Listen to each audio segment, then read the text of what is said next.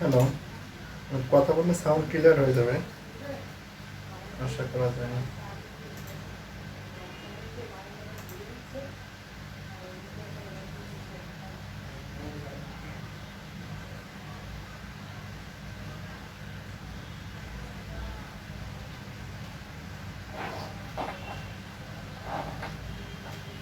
Sound এখনো থেকে সমস্যা হচ্ছে।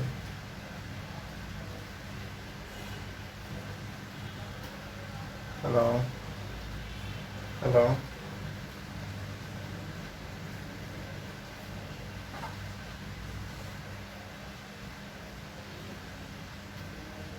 হ্যালো,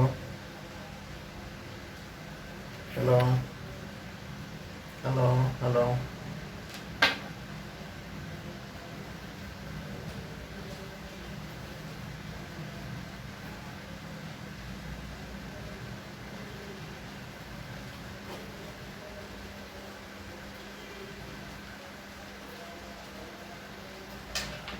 শোনা যাচ্ছে কিন্তু সাউন্ডটা দাঁড়াও একটু চেক করি আমরা।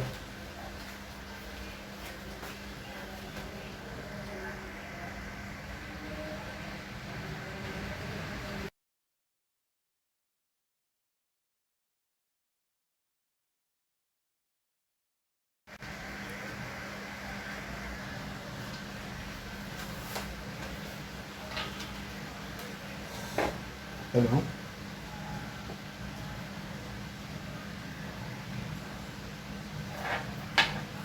Hello, hello, hello, hello, hello, hello, hello, hello, hello, hello. Sound আসতেছে? Hello, hello, hello, hello, hello, hello, আসসালামু আলাইকুম। Hello,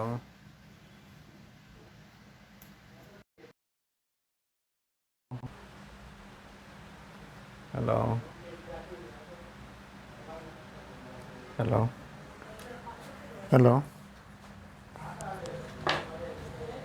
hello. এখন ঠিক আছে মনে হয়, দেখো তো।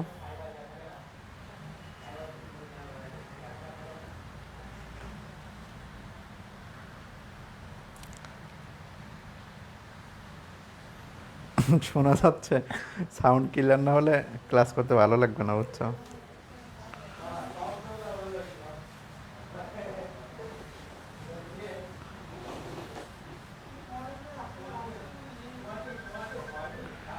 এ আবার এখন ফোন দিচ্ছে কি?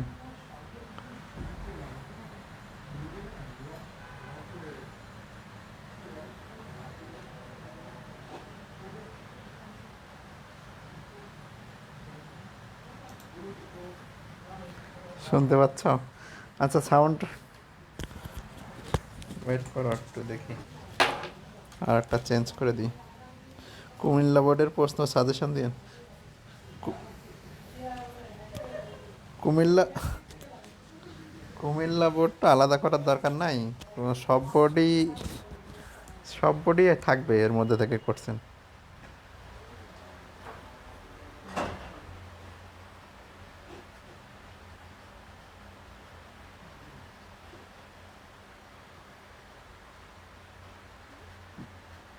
ঠিক আছে, শোনা যায় তো? আচ্ছা, এখন সাউন্ড ক্লাস নিতে নিতে আশা করা যায় সমস্যা হবে না। ক্লাস নিতে নিতে সব ঠিক হয়ে যাবে। আচ্ছা, তো আমরা শুরু করি, হ্যাঁ?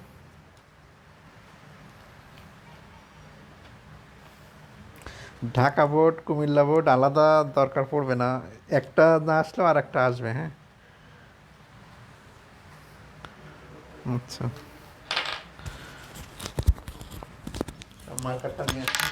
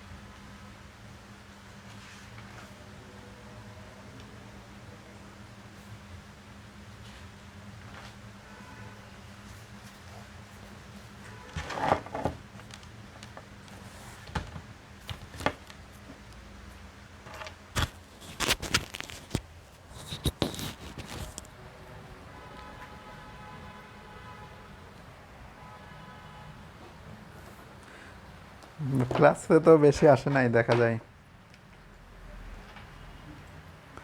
রাজশাহী বোর্ড সবগুলো সবগুলো করে গেলে তোমরা কমন পাবা, বুঝছো? তোমার 7টা সেট যদি সবগুলো করে যাও, সব কমন থাকার কথা।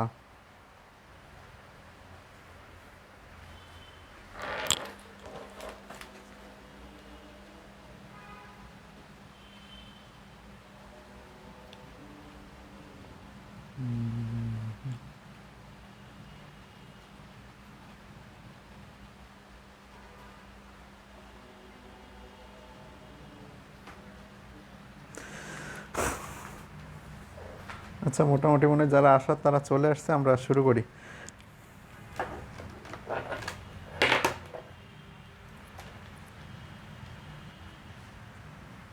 সাউন্ডের সমস্যা হলে আমাকে বলবো, আমি শুনতে পাবো এখান থেকে, আর তোমাদের কমেন্টও দেখতে পাবো। মেনশন করে দাও যাদের ফ্রেন্ড ট্রেন্ড আছে, মেনশন করে দাও যাতে তাড়াতাড়ি চলে আসতে পারে।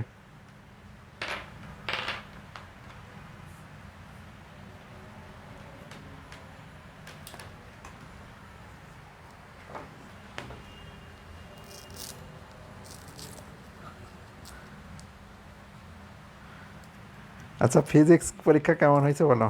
ফিজিক্স 2 পত্রে ভালো হয়েছে না? কোশ্চেন তো ঝামেলা হয় নাই দেখছো, মানে তোমাদের যে শর্ট সিলেবাস দিছে তার মধ্যেই থাকে। আর কেমিস্ট্রিও থাকবে আশা করা যায়, টেনশন করার দরকার নাই, সব তার মধ্যেই কমন পাবা। সুতরাং এক্সট্রা টেনশন করার কোনো প্রয়োজন দেখি না, ঠিক আছে? সবাই A+ পাবা, এইটাই আশা আছে বা আশা রাখো। এখন দেখো, আমরা যে চ্যাপ্টার 4 থেকে শুরু করি।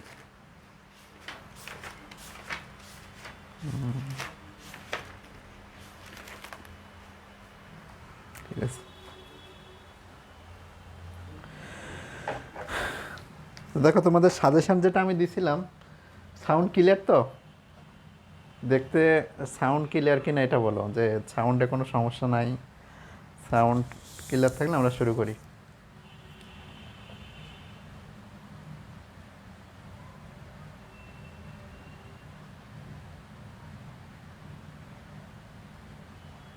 আদাব, তন্ময়, ওকে, ক্লিয়ার। আচ্ছা,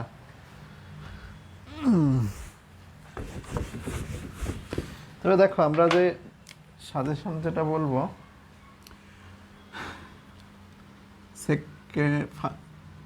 চ্যাপ্টার 2, এখান থেকে 2টা সিকিউ আলোচনা করব। চ্যাপ্টার 3টা তোমাদের খুব ভালো করে করাই দিছে, এটা শেষে করব একদম। এখান থেকেও 2টা সিকিউ আসে, তবে এর কোশ্চেনগুলো সব হলো এলোমেলো, মানে অনেকগুলো পড়লে তারপর ঠিক করা যাবে। আর এগুলোর খুব অথেন্টিক করা যায় চ্যাপ্টার 1, 2 আর 4। চ্যাপ্টার 4 এর যে দুইটা সিকিউ সেটা আগে শুরু করব, কারণ এটা ম্যাথমেটিক্যাল টার্ম থাকার কথা। চ্যাপ্টার 4-এর একটা পার্ট হলো পার্ট বা একটা সেট যদি বলি, একটা পার্ট বা এক সেট সিকিউ যদি আমি বলি, সেটা হলো কেপিকেসি থেকে একটা সাম্য ধ্রুবক, আর আরেকটা পার্ট হলো অম্লক্ষার সাম্যাবস্থা।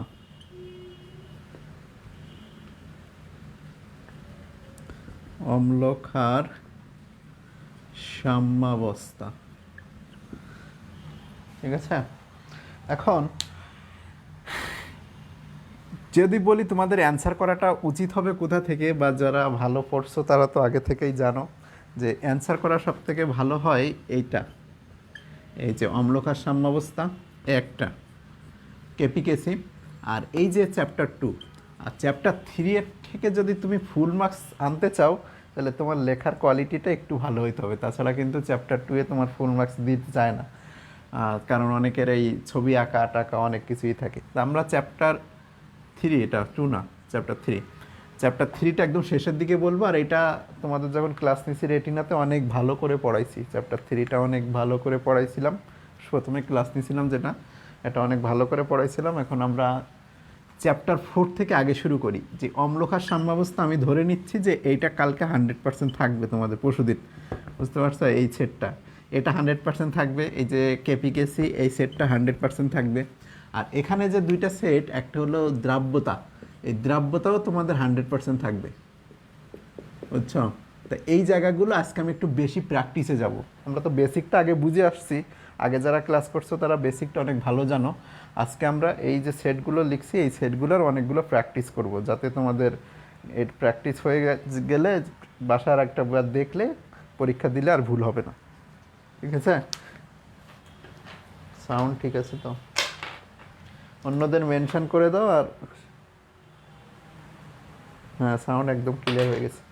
ওকে, তা আমি প্রথমে যেটা বললাম যে সাজেশান বলতে এটাই, যে চ্যাপ্টার 2, 3, 4 থেকে আমরা যদি অ্যান্সার করি অম্লক্ষার সাম্যাবস্থা, তো এই পার্টটা খুব অথেন্টিক আসবেই বলা যায়, 100%ই কেপিকেসি অথেন্টিক আসবেই। আর এখানে দ্রাব্যতা থাকবেই, দ্রাব্যতা থেকে ম্যাথ, আর ওই যে পরমাণুর যে ম্যাথ। তো এই চারটা আগে ভালো করে ফেলি, তারপর চ্যাপ্টার 3 থেকে তোমার দুইটা বলে দিব। আর চ্যাপ্টার 5-এর তো একটা আছেই, ওটা শেষে বলে দেওয়া যাবে। তো আমরা প্রথমে অম্লক্ষার সাম্যাবস্থা দেখি। অম্লক্ষার সাম্যাবস্থা মুছে দিলাম। তোমাদের আগের যে সাজেশন লেখা আছে ওটাতেই যেভাবে লেখা আছে জাস্ট ওটাই আমি আবার একটু লিখি। অম্লক্ষার সাম্যাবস্থা থেকে একটা উদ্দীপক থাকবে, অম্লক্ষার সাম্যাবস্থার উদ্দীপক, চ্যাপ্টার 4-এর, হ্যাঁ, অম্লক্ষার সাম্যাবস্থার উদ্দীপক। অম্লক্ষার সাম্যাবস্থা বা বাফার দ্রবণ লিখতে পারো, অম্লক্ষার ও বাফার দ্রবণ বলে লেখো।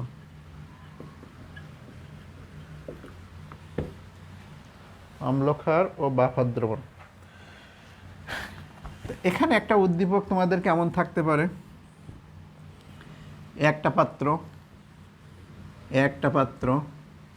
এটা ধরো দেয়া আছে 10 ml, 0.1 m, এটা CH3COOH, আর এখানে দেয়া আছে 6 ml, 0.1 m, NaOH।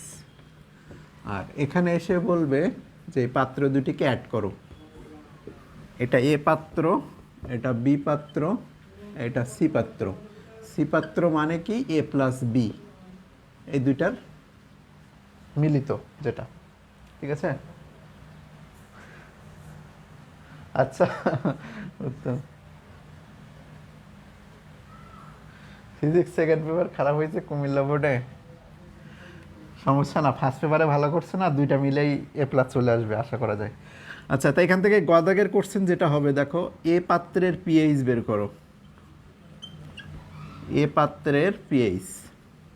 তো এখানে কেটা দেয়া থাকবে, এই জায়গায় কেটা, এখানে লিখি কেটা হলো এর 1.8 ইন্টু, উপরে লিখিত 1.8 ইন্টু 10⁻⁻5। কেটা নিচে অথবা উপরে যে কোনো এক জায়গায় লিখে দিই যে এই অ্যাসিডটার কে এর ভ্যালু এটা। তো এ পাত্রের পিএইচ ঘ দাগে যেটা বেশি আসার কথা সেটা হলো এই দ্রবণে সামান্য সি দ্রবণে বা সি পাত্রে সামান্য অ্যাসিড বা ক্ষার যোগ করলে পিএইচ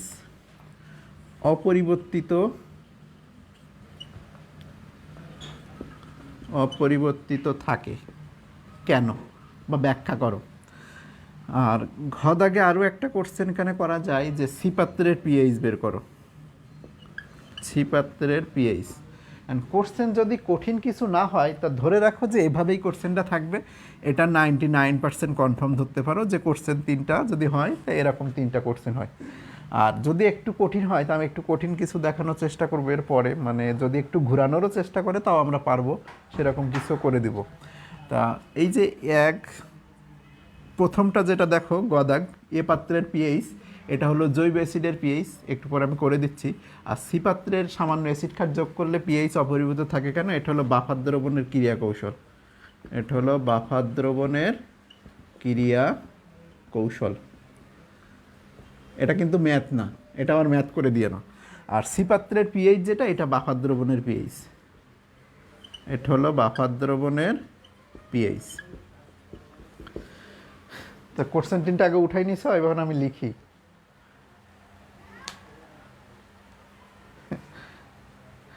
স্টুডেন্টের বুয়েটের জন্য 2-1টা কোশ্চেন এরকম একটু ঝামেলা করেই, এটা সমস্যা না।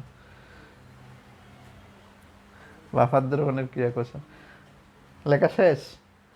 এই ফেসবুক লাইভে একটা সমস্যা কি যে ফিডব্যাকটা একটু লেটে আসে, মানে তোমাদের কাছ থেকে আমার কাছে ফিডব্যাকটা একটু লেটে আসবে, 10-15-20 সেকেন্ড পরে, তাও সমস্যা না, ঠিক আছে। আচ্ছা, তা আমরা একটা একটা করে অ্যান্সার দিই। প্রথমে আসি এ পাত্রের পিএইচ। তো এ পাত্রের পিএইচটা যেটা, সেটা হলো গদাগের কোশ্চেন, এ পাত্রের পিএইচ, এই যে এটা এ পাত্র ছিল, এ পাত্রের পিএইচটা হলো জৈব অ্যাসিডের পিএইচ। তাই জৈব অ্যাসিডের পিএইচ বের করার জন্য প্রথমে আমাদের আলফা বের করতে হবে। তো আলফা সমান √K/C। তো কে এর মান কত, 1.8 × 10⁻⁻5। সি এর মান কত, ঘনমাত্রা 0.1। তাহলে আলফা বের করে ফেলো এখান থেকে, আলফার মান কত আসে। এবার আলফা বেরোনোর পরে তুমি বের করবা H+ সমান হলো আলফা সি, H+ আয়নের ঘনমাত্রা। তো এখানে আলফার মানটা মনে হয় 0.0134 আসার কথা, 0.0134 × 0.1, তাহলে আসবে মনে হয় 1.34 × 10⁻³ তারপরে পিএইচ যদি করো -log(H+), এখান থেকে পিএইচ চলে আসবে, এইভাবে করতে পারো। তো এটা হলো 3 মার্কের কোশ্চেন গদাগের। আর এই জিনিসটা শর্টকাটে করা যায়, তোমাদের দেখাইছিলাম ক্লাসে যে এই গদাগটারই যদি শর্টকাটে আমরা অ্যান্সারটা করতে চাই, অনেক স্যার অ্যালাউ করে না, এই জন্য এখন করার দরকার নাই, -log, আর করলেও কিছু বলার কথা না। শর্ট সূত্রটা আমি লিখি, শর্ট সূত্রটা এই যে পিএইচ একবারে বের করা যায়, -log√Ka × C। এখানে যদি মান বসাও দেখো একবারে মিলে যাবে, একবারে একই অ্যান্সার আসবে। -log K এর মান হলো 1.8 × 10⁻⁻5, সি এর মানটা 0.1, ঠিক আছে। ওখানে মান বসায় দেখো যে একবারে তোমার মান চলে আসবে, একই অ্যান্সার চলে আসবে, যেটা আসে 2.87। তাহলে অ্যান্সার আসছে 2.87। তো এই ম্যাথ দিলে আশা করা যায় সবাই পারবা। এখন খেয়াল করো, যেখানে ভুল করো, এই কে এর মান তোমার না দেয়া থাকতে পারে, এই জায়গাটায় মানটা যদি এখন আমি বলে দিই পিকে দেয়া আছে, কি দেয়া আছে, দেয়া আছে পিকে, এখানে দেয়া আছে পিকে সমান 4.74, তাহলে কি ম্যাথ সম্পূর্ণ চেঞ্জ হয়ে গেছে? চেঞ্জ হয় নাই, একটা টার্ম আমার বেশি করতে হবে।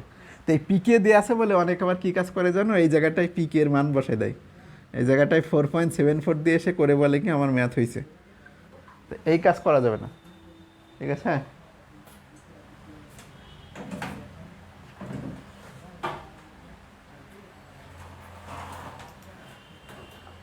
অনেকে এখানে তোমার এই কে এর মান সরাসরি পি কে এর মান বসাই দিয়ে ম্যাথ করে দেবে, তো এইটা কিন্তু করা যাবে না। এই পিকে থেকে কে বের করে নিয়ে আসতে হবে। তো যদি পিকে এর মানটা দেয়া থাকে তাহলে তুমি আগে একটু কি কাজ করে নিবা, এই কে এর মানটা নিয়ে আসবা। এই 4.74 তো এখানে কখনোই বসানো যাবে না। পিকে থেকে কে বের করার নিয়মটা কি, পিএইচ থেকে যেভাবে এইচ প্লাস বের করি আমরা ঠিক সেভাবে।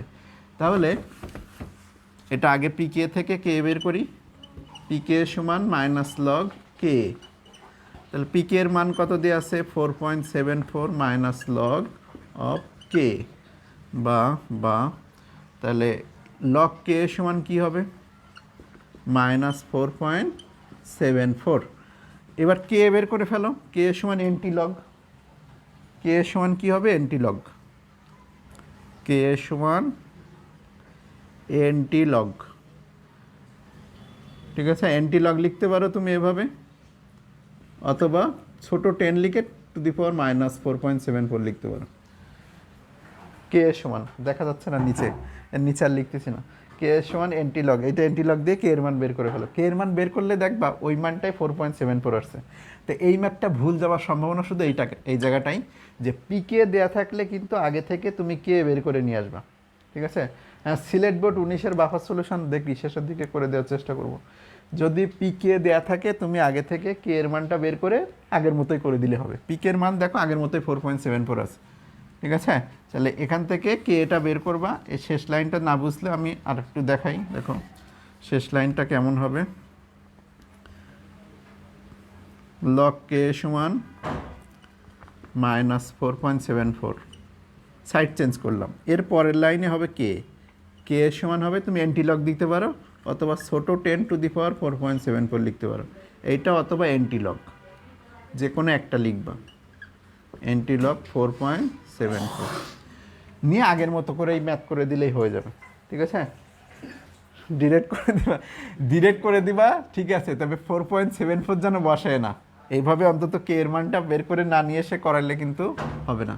তাহলে গদাগের ম্যাথে আশা করি আমাদের কারো কোনো ঝামেলা নাই যে জৈব অ্যাসিডের পিএইচ বের করা। জৈব অ্যাসিডের পিএইচ বের করা শেষ।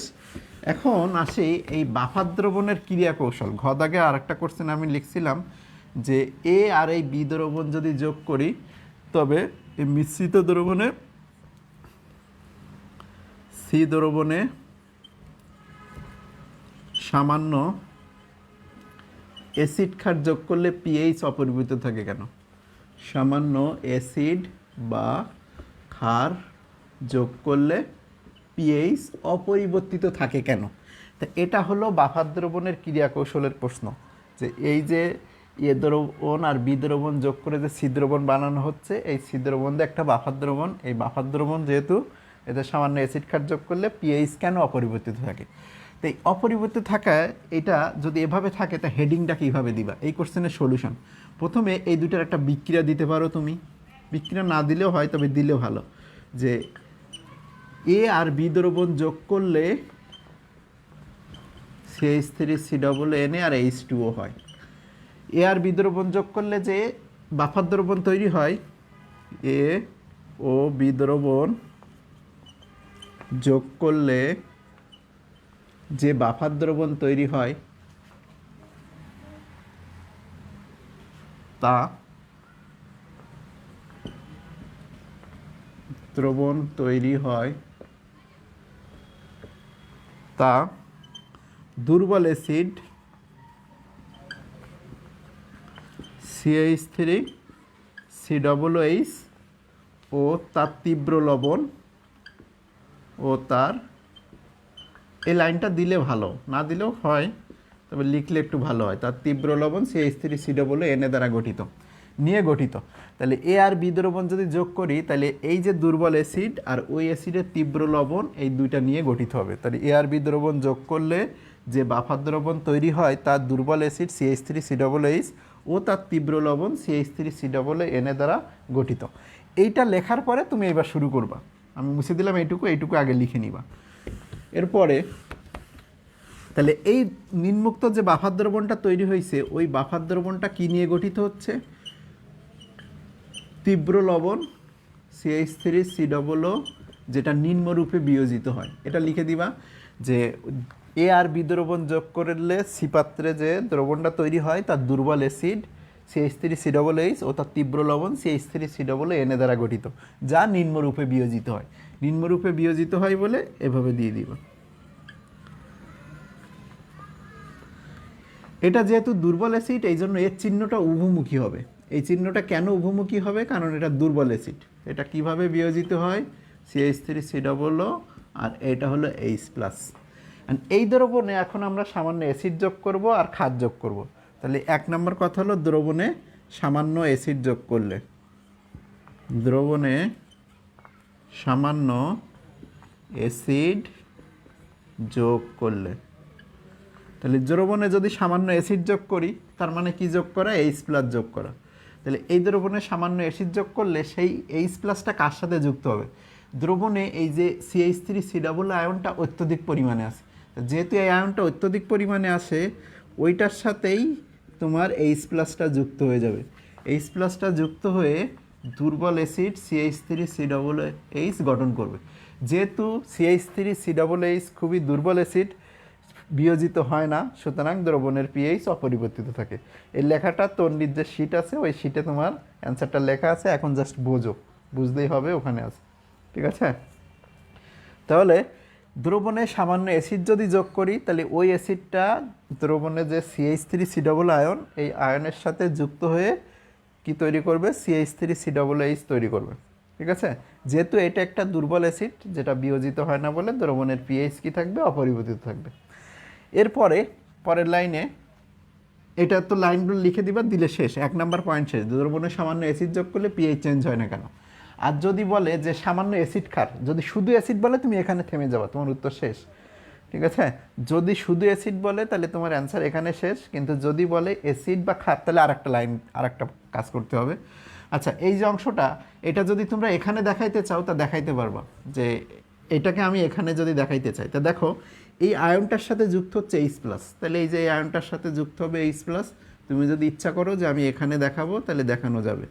এটার সাথে H+ যুক্ত হয়ে কি তৈরি করবে? CH3COOH। এখানে এভাবে দিতে পারো, অথবা তুমি যদি এইভাবে দাও কোনো সমস্যা নেই। ঠিক আছে? আচ্ছা, তাহলে দ্রবণে সামান্য অ্যাসিড যোগ করলে কি ঘটনা ঘটছে এটা। এবার 2 নম্বর পয়েন্টে চলে যাও। 2 নম্বর পয়েন্ট হলো দ্রবণে সামান্য ক্ষার যোগ করলে, দ্রবণে সামান্য ক্ষার যোগ করলে, তো এই দ্রবণে যদি আমরা সামান্য ক্ষার যোগ করি তাহলে সেই ক্ষার যোগ করা মানেটা হলো OH যোগ করা। দ্রবণে যদি সামান্য OH যোগ করি, এই OHটা কি করবে? এই যে অ্যাসিডটা আছে এইটার সাথে বিক্রিয়া করবে। দুইভাবে দেখানো যায়, আমি দুইটা নিয়মে দেখাবো। সরাসরি যদি তুমি দিতে চাও তা দ্রবণে সামান্য ক্ষার যোগ করলে তা CH3COOH এর সাথে যুক্ত হয়ে কি তৈরি করে? CH3COO- প্লাস H2O তৈরি করে। একটা কথা তুমি এইভাবে দিতে পারো। আর একটা যদি তুমি দিতে চাও তা এটার সাথে আগে বিক্রিয়া দিতে হবে। দ্রবণে সামান্য অ্যাসিড, এই ক্ষার যোগ করলে তা দ্রবণে উপস্থিত H+ আয়নের সাথে যুক্ত হয়ে কি তৈরি করে? পানি তৈরি করে। এই H+ আয়নের সাথে যেহেতু যুক্ত হচ্ছে, H+ আয়ন দ্রবণ থেকে কমে যাচ্ছে, তাই এই ঘাটতিটা পূরণ করার জন্য কি করবে? এই যে অ্যাসিডটা সাম্যাবস্থা সামান্য ডান দিকে যাবে, তাহলে এই অ্যাসিডটা আবার ভেঙে যেয়ে ওই H+-এর ঘাটতি পূরণ করে দিবে। CH3COO- আর হলো কি H+। এই দুটা যে কথা এটাও একই কথা, দুইটা যোগ করে দেখো যে একই জিনিস হবে। বুঝতে পারছো? এই দুটা যোগ করে দেখো যে একই, এই দুটা যোগ করে দেখো একই বিক্রিয়া আসবে। নিচে দেখা যায় না, ওর নিচে আর লিখতেছি না আমি, ওর নিচে আর লিখতেছি না।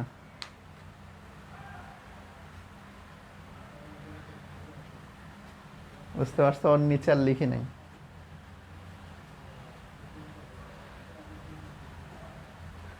আচ্ছা, তাহলে বুঝতে পারছো কিনা দেখো এই কোশ্চেন।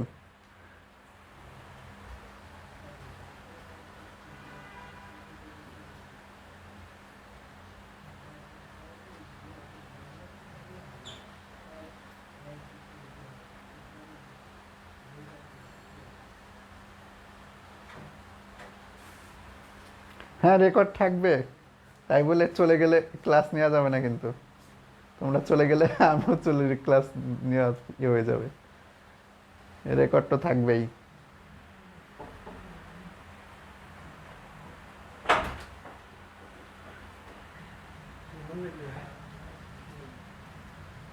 জুবাইর প্রান্তর এই গ্রুপেই দেখো তন্নি ইয়া আছে, শীট দেওয়া আছে, এই গ্রুপেই আছে, দেখো। ঠিক আছে। আচ্ছা, তার দ্রবণে সামান্য ক্ষার যোগ করলে এটা। এখন দেখো, আমরা দুইটা কোশ্চেন দেখলাম যে বাফার দ্রবণের ক্রিয়া কৌশল, আর প্রথমটা ছিল কি বাফার দ্রবণের এই দ্রবণটার পিএইচ। 3 নাম্বার কোশ্চেনে চলে যাই। আচ্ছা, এই যেটা বলা ভুল এভাবে বলা হয় নাই যে CH3COO, এটা যদি এই বিক্রিয়ার মধ্যে তুমি দেখাইতে চাও, CH3COO প্লাস, এটা এইভাবে ভাঙে। আর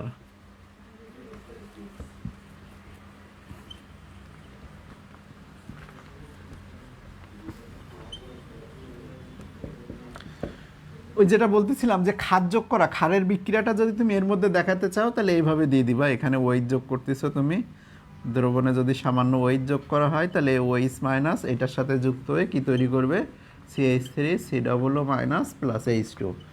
আর অ্যাসিড যোগ করলে সেটা এটার সাথে যুক্ত হবে, এটার সাথে যুক্ত হয়ে H প্লাস হয়ে এটা তৈরি করবে। এখানে যদি H প্লাস দিয়ে এটা তৈরি করবে, এভাবে দেখাইতে পারো। অথবা আগে আমি যে আলাদা আলাদা বিক্রিয়া দিয়েছি, আলাদা বিক্রিয়া দিলেও কোনো সমস্যা নেই। তাহলে বাফার দ্রবণের ক্রিয়া কৌশল ধরে নাও কালকে থাকতেই পারে, বাফার দ্রবণের ক্রিয়া কৌশল। তো এ দ্রবণ, বি দ্রবণ। এবার আসি সি পাত্রের পিএইচ। আমার ঘ দাগের আর একটা কোশ্চেন আমি লিখছিলাম যে সি পাত্রের পিএইচ বের করো। এই যে সি পাত্র, এই সি পাত্রের পিএইচ বের করো। তো এই সি পাত্রের পিএইচ বের করার জন্য আমার একটা অ্যাসিড দেওয়া আছে, একটা ক্ষার দেওয়া আছে। আর বাফার দ্রবণে যখন অ্যাসিড ক্ষার দেওয়া থাকে তখন আমাদের যে সূত্রটা দেখো, পিএইচ সমান পিকে প্লাস লগ লবণ ভাগ অ্যাসিড, লবণ ভাগ অ্যাসিড। তা আমাদের সূত্রে লবণ বসাতে হবে আর অ্যাসিড বসাতে হবে, কিন্তু এখানে দেওয়া আছে কি ক্ষার। তা যদি ক্ষার দেওয়া থাকে, ক্ষার থেকে আমরা লবণটা পরিমাণটা বের করে নিয়ে আসবো। তো আমার প্রথম কাজ হবে যে এই দুটার বিক্রিয়া দেয়া, CH3COOH, এটার সাথে কার বিক্রিয়া হবে, NaOH। বিক্রিয়া করলে তৈরি করবে CH3COO Na প্লাস H2O। তো এই জায়গায় প্রাথমিক অবস্থায় এটার আয়তন দেখো, দুইটার ঘনমাত্রা সেম, দুইটার ঘনমাত্রা কি আছে, সেম। তো যদি দুইটার ঘনমাত্রা ভিন্ন থাকে, আমরা প্রাথমিক অবস্থায় এ জায়গায় লিখবা প্রাথমিক অবস্থায় বা T0। প্রাথমিক অবস্থায় এটার আয়তন ছিল 10, এটার আয়তন ছিল 6, এটা ছিল 0, এটা ছিল 0। সাম্যাবস্থায়, অর্থাৎ এই বিক্রিয়া যখন শেষে পৌঁছাবে, সাম্যাবস্থায় এই 10 থেকে কত মাইনাস যাবে, এই 6 থেকে কত মাইনাস যাবে। তো আমরা যদি আলফা আলফা বসাই দিয়ে দেখাই তোমাদের একটু, যে এখান থেকে যদি আলফা মাইনাস যায়, এখান থেকে আলফা মাইনাস যায়, এখানে আলফা উৎপন্ন হবে। তো এই আলফার ভ্যালুটা কি হবে, ঠিক আছে, এ আলফার ভ্যালুটা হবে এই যে এটা যেহেতু তীব্র ক্ষার, এই জিনিসটা যেহেতু তীব্র ক্ষার, এটা পানিতে দিলেই সম্পূর্ণ বিয়োজিত হবে। তো এখানে যদি 6 থাকে, ওই 6 ভেঙে যাবে। তো এই 6 থেকে যদি 6 মাইনাস যায়, আর এখানে 10 থেকে যদি 6 মাইনাস যায়, তাহলে এই জায়গায় আলফা উৎপন্ন হবে, এখানে 6 উৎপন্ন হবে, এখানে 6 উৎপন্ন হবে। তাহলে 6 থেকে 6 মাইনাস গেলে এখানে 0 থাকবে, 10 থেকে 6 মাইনাস গেলে এখানে 4 থাকবে। তাহলে উৎপন্ন আমার যে লবণ সেটা হলো 6, আর উৎপন্ন আমার যে অবশিষ্ট যে অ্যাসিড সেটা হলো 4। এই জায়গাটায় তুমি 6 আর 4 বসাই দিবা। এখানে কত বসাবা, লবণ আর অ্যাসিডের জায়গায়, এই জায়গাটায় লবণ আর অ্যাসিডের জায়গায় 6/4 যদি বসাই দাও তাহলে হয়ে যাবে। আর একটা সহজ কথা মনে রাখো, যে ক্ষারের পরিমাণটাই লবণের পরিমাণ। এই যে ক্ষার যেটা থাকবে না, ওইটাই তোমার লবণ হয়ে যাবে, যেটা ক্ষার থাকবে ওইটাই লবণ হয়ে যাবে, ঠিক আছে। যেটা ক্ষার থাকবে সেটাই লবণ। আর পিকে তো এখান থেকে বের করতে পারবে, এই যে দেয়া থাকবে মাইনাস লগ কে, অথবা সরাসরি পিকে দেয়া থাকবে। তো এটা বুঝতে পারছো কি না, যে 6 থেকে 6 মাইনাস গেলে 0 হয়ে যাবে। কেন 6 মাইনাস যাবে, কারণ এটা তীব্র ক্ষার, যতটুকুই থাকবে সম্পূর্ণ বিয়োজিত হয়। আর 10 থেকে যদি 6 বাদ দিই তো এখানে থাকে 4, এখানে 4টা নিচে চলে গেছে। আচ্ছা, 10 থেকে 4 বাদ দিলে 4, 10 থেকে 6 বাদ দিলে 4, এখানে 4 লিখছি, 4-এর নিচে আর লিখি নাই, ঠিক আছে। আর লবণ আর অ্যাসিড এপাশেও কেটে গেছে, এখানে শুধু লবণ আর অ্যাসিড লিখছি। এই জায়গাটায় 6/4 বসাই দাও, 6/4, 4.92, অ্যান্সার আসছে 4.92। ওকে, তাহলে এটা হলো অ্যাসিড আর ক্ষার যদি যোগ করা হয় তাহলে এটা এই যে পিএইচ যেটা আসে সেটা। এখন দেখো পরীক্ষার সময় যে তোমাদের এই জায়গাটা অ্যাসিড না দিয়ে এই জায়গাটা এইসে করতে পারে, আর এটা এনএওএইচ না দিয়ে এটা এমওএইচ লেখা থাকতে পারে। তাহলে এই যে যে কাজগুলো আমরা করছি, 3টা কোশ্চেনের যে সমাধান করছি, ওই কোশ্চেনে কিন্তু কখনোই এখন আর এইভাবে লেখা যাবে না। এখন তোমারে বাধ্য হয়ে এইসে এমওএইচ লিখতে হবে। তা যদি এইসে এমওএইচ থাকে তাহলে এই বিক্রিয়াটা চেঞ্জ করি আমরা। এইসে মানে এইচ তো ঠিক আছে, এর জায়গায় শুধু কি আছে, এর জায়গায় CH3COOH ছিল, তো এটা এইসে করতে হবে। আর এটা NOH না দিলে এটাকে কাজ করতে হবে কি MOH। এই বিক্রিয়া কিভাবে হবে দেখো, এই এইচ আর এখান থেকে এই ওইচ মিলে পানি তৈরি করে। তাহলে পানিটা আগে দিবা, পানিটা দেওয়ার পরে আর যেটা থাকে সেটা হলো মা, এই যে এম আর এ, তাহলে এখানে থাকে কি MA। এবার আগের মতোই এর প্রাথমিক আয়তন 10, এটা 6, এটা 0, এটা 0, এটা 10 বাদ গেলে এখানে 4 থাকে, এখানে 0। তাহলে উৎপন্ন লবণ হলো 6, অ্যাসিড হলো 4, এখানে 6/4 যদি বসায় দাও তোমার অ্যান্সার যেটা আসবে ওইটা। ঠিক আছে?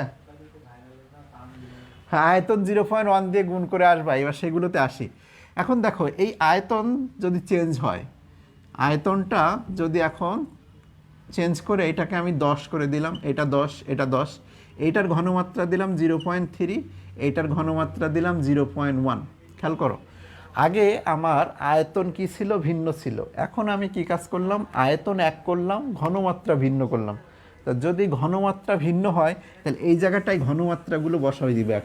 এখন আর এখানে আয়তন বসানো যাবে না, কারণ কি দুইটা আয়তন সেম হয়ে গেছে। তো যদি এখানে ঘনমাত্রা বসাও, এটা 0.3, এটা 0.1, আর এটা শুরুতে 0, এটা 0।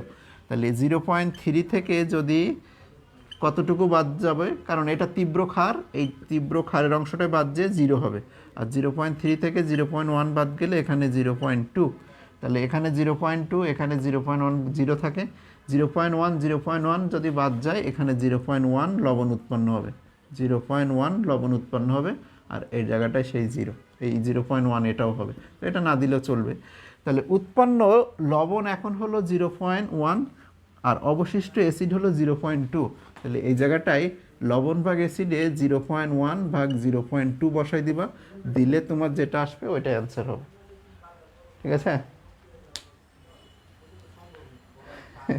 না, এম আর মা তুমি যেটা করো, এখানে তুমি যদি বলতে চাচ্ছ যে এম দিবা, কোনো সমস্যা নাই, এম দিলেও কোনো সমস্যা নাই, মা আর এমে কোনো সমস্যা নাই, তুমি যেটা দিবা ওইটাতেই হবে। ওকে, তাহলে যদি দুইটার আয়তন এক হয় তাহলে এখানে ঘনমাত্রা বসাবা, যদি ঘনমাত্রা এক হয়ে যায় তাহলে আয়তন বসাবা, আর দুইটাই যদি ভিন্ন হয়। এবার আমি আরেকটা ম্যাথ দিই যেখানে দুইটাই ভিন্ন, এটা 20, এটা 0.3, আর এটা হলো 10, 0.2। তাহলে সব ক্ষেত্রে দেখা যাচ্ছে যে আয়তন ঘনমাত্রা দুইটা জিনিসই এখন ভিন্ন।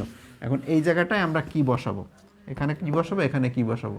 সেক্ষেত্রে আমাদের কাজ হবে কি, এই দুইটা গুণ করে যে মানটা আসে সেইটাকে বসানো। 20 আর 0.3 এখন আমরা গুণ দিব, এই যে 20 ml 0.3, তাহলে 20 ml 0.3 যদি গুণ দাও তো এটা 6 আসবে, এটা কত আসবে 6। আর এই 10 আর 0.2 যদি গুণ দাও তাহলে এটা কত আসবে, এটা আসবে 2।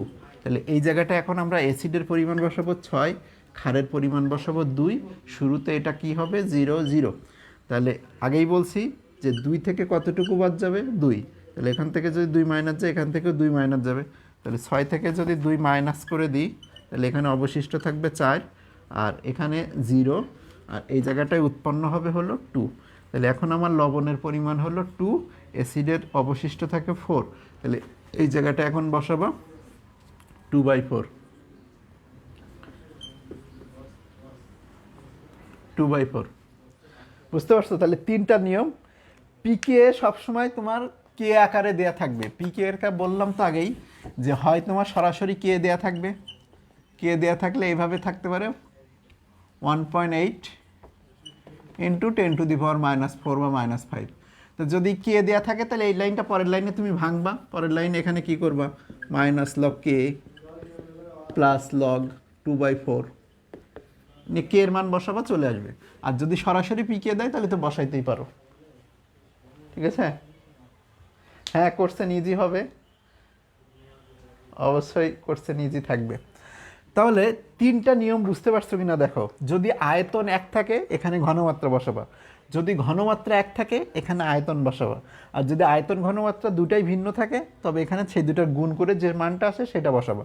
তবে হ্যাঁ, এই যে গুণ করে যেটা বসাইছো এটার জন্য কিন্তু দুইটা লাইন একটু করে দেখাইতে হবে। প্রথমে কিন্তু দুইটা লাইন একটু দেখাই দিবা যে কি করে তুমি এই যে 6 নিয়ে আসছো, কী করে তুমি এই যে 2 ml নিয়ে আসছো, এটা কিন্তু একটু দেখাই দিতে হবে। তাহলে ওই দেখাবা এইভাবে যে 20 ml 0.3 m এইচে ইকুইভ্যালেন্ট টু 20 ইন্টু 0.3 এত ml 1 m এইচে। এটা কিভাবে আসে? আমরা সূত্র জানি V1S1 সমান V2S2। তা আমার ইচ্ছা যে S2টাকে আমি 1 m বানাতে চাই। S2টাকে কি বানাতে চাই? 1 m বানাতে চাই। এটা বানাতে চাই বলে লেখার দরকার নেই, আমার ইচ্ছে S2টাকে 1 m করব, একক ঘনমাত্রায় নিয়ে আসবো। তাহলে V1 কত এখানে? 20, S1 কত? 0.3, V2টা আমি বের করতে চাচ্ছি। V2টা হলো হোয়াট? S2 আমি কোথায় নিতে চাই? 1। তাহলে V2 এখানে কত আসে? 6 ml 1 m চলে আসে। এই কারণেই আমরা এটা গুণ দিতে পারি। ঠিক আছে? তোমার অঙ্ক মেলে না কেন? প্র্যাকটিস করবা বাসায়। তাহলে 20 ml 0.3 m এইসে এটাকে যদি কনভার্ট করি তা সেটা আসে 6 ml। এটা দেখানোর দরকার নেই, এই জায়গায় একবারে লিখে দিবা। তাহলে এটা হলো কত? 6 ml 1 m এইসে। এবার এটা যদি আমরা এক ঘনমাত্রায় নিয়ে আসি তাহলে 10 ml 0.2 m MOH equivalent to 10 into 0.2 এত ml 1 m MOH। তাহলে এটা হয়ে যাবে 2 ml 1 m MOH নিয়ে তারপর আগের যেটা কাজ করছিলাম সেই নিয়মে করে দিবা। ঠিক আছে? ওকে, এবার দেখো এইগুলো যেগুলো আমরা করছি সবগুলোই হলো অম্লীয় বাফার ছিল। এখন একটা ক্ষারীয় বাফার দিয়ে আমরা এই ম্যাথ করি। তাহলে সাজেশানে আবার একটু রিভাইন্ড করাই দিই, তোমাদের সাজেশানে কী ছিল? ক্ষারীয় বাফার দিয়ে এই যে ম্যাথগুলো আমরা করছি না, সব কিছুই অম্লীয় বাফার ছিল। এই সেম জিনিসটা এখন আমরা ক্ষারীয় বাফারের জন্য দেখাই দিই। যদি অম্লীয় বাফার না এসে তোমাদের ক্ষারীয় বাফার আসে তখন কি কাজ করবা? অম্লীয় বাফার শেষ, সবগুলো দিয়ে একটা ক্ষারীয় বাফার দিয়ে দেখাই দিই। ক্ষারীয় বাফার দ্রবণ যদি থাকে তাহলে এই যে পাত্রগুলো ছিল, একটু ওপরে দিয়ে লিখি পাত্রগুলো, তাহলে আমার জন্য সুবিধা হয়। এই জায়গাটা এখন দেয়া থাকবে NH4OH, আর এটা আগের মতোই একই মান দিই 10 ml 0.1 m দিই। আর এখানে বিপাত্র এটা থাকবে হলো 6 ml 0.1 m, এটা HCl থাকবে। আর এই জায়গাটা আগের মতো A আর B যোগ করে সি পাত্র যার মধ্যে A+B করা আছে, এটা A এটা B। যদি ক্ষারীয় বাফার থাকে তা ধরে নাও যে HCl আর NH4OH থাকবে, জাস্ট আগের নিয়মটা। এবার একই কোশ্চেন গদাগে তোমার বলবে কি যে এ পাত্রের পিএইচ বের করো। এখানে কে দেয়া থাকবে, কে এর মান আগেরটাই দিয়ে দিই, কে না কেবি সরি, এটা খাদ যেহেতু 1.8 ইন্টু 10⁻⁵। গদাগে তোমাকে বললো যে এ পাত্রের পিএইচ বের করো, এ পাত্রের পিএইচ। তাহলে এ পাত্রের পিএইচ কী হবে? ক্ষারের জন্য আলফা বের করবা, আলফা সমান √KB/C। কেবির মান বসাও 1.8 ইন্টু 10⁻⁵, সি এর মান 0.1, রুট করলে 0.0134। তারপরে ওইস মাইনাস সমান, এটা যেহেতু আলফা এই কেবি ক্ষার, তাহলে এখানে যেটা হবে এর পরের লাইনে সেটা হলো ওইস। তাহলে ওইস মাইনাস আয়নের ঘনমাত্রা সমান কী হবে? Alpha C. আলফার মান 0.0134, সি এর মান 0.1। তাহলে যে মানটা আসে সেটা 1.34 ইন্টু 10⁻⁻3। এটা হলো ওইসের মান। যেহেতু ওইসের মান আসছে তুমি পি ওইস বের করবা, মাইনাস লগ ওইস মাইনাস, তাহলে মাইনাস লগ 1.34 ইন্টু 10⁻⁻3। তাহলে এটা যেটা আসছে 2.87, এটা পিওইসের ভ্যালু। তাহলে পিএইচ কী হবে? 14 থেকে বাদ দিতে হবে। 14 থেকে পিওইচ যদি বাদ দাও তাহলে 14 মাইনাস 2.87 তোমার পিএইচ চলে আসবে। ঠিক আছে? এই সবাই ক্লাসে মনোযোগ দাও।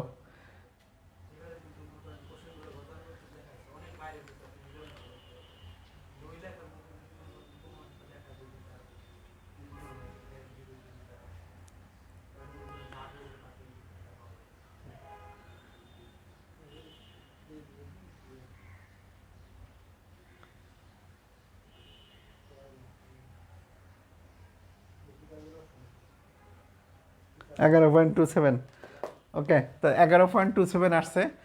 তো যদি ক্ষারীয় বাফার হয় তবে তার জন্য কিন্তু এটা করবা, এই জায়গাটায় যদি পিকেবি দেওয়া থাকতো, ধরো এই জায়গাটা আগের মতো পিকেবি যদি দেওয়া আছে 4.74, তাহলে তুমি এই পিকেবি থেকে আগে থেকে এই কেবির মানটা বের করে নিবা। কিভাবে? আমরা জানি পিকেবি সমান হলো 4.74, এখানে দেওয়া আছে। আর তাহলে মাইনাস লগ কেবি সমান 4.74, তাহলে এটাকে যদি এই পাশে নিয়ে আসি, -1 দ্বারা গুণ করি, -1 দ্বারা উভয় পক্ষকে যদি গুণ করো, আচ্ছা আগেরটার মতো করে দিই, নয়তো আবার বলবো যে ভিন্ন হয়ে যাচ্ছে। পিকেবি সমান মাইনাস লগ কেবি, আগেরটার মতো করেই দিই, নয়তো বুঝতে অনেকের অসুবিধা হয়ে যাবে। তাহলে এই পিকেবির ভ্যালু 4.74, পিকেবির ভ্যালুটা হলো 4.74 মাইনাস লগ কেবি, মাইনাস লগ কেবিটাকে এই পাশে নিয়ে আসো, তাহলে এটা প্লাস হয়ে যাবে। লগ কেবি সমান হলো মাইনাস চলে আসবে আগে, -4.74, তাহলে অতএব কেবি সমান কী হবে? N T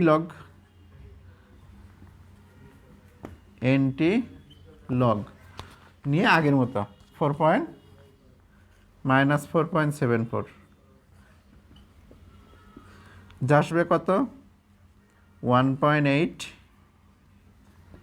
into 10⁻⁻5, 1.8 into 10⁻⁵। এবার আগেরটাই করে দিলে হবে। তা খেয়াল রাখবে এটাই, যদি পিকেবি দেওয়া থাকে তাহলে আগে থেকে কিন্তু তোমার কেবিটা বের করে নিয়ে আসতে হবে, ঠিক আছে? আর পিএইচ 14 থেকে বাদ দিলে, হ্যাঁ পিএইচ চলে আসবে। আমার লেখা ভালো হয়ে গেছে না? এই জুম করে দিছি না, ক্যামেরা অনেক জুম করছি, ক্যামেরা জুম করে দিছি বলে লেখা ভালো দেখাচ্ছে।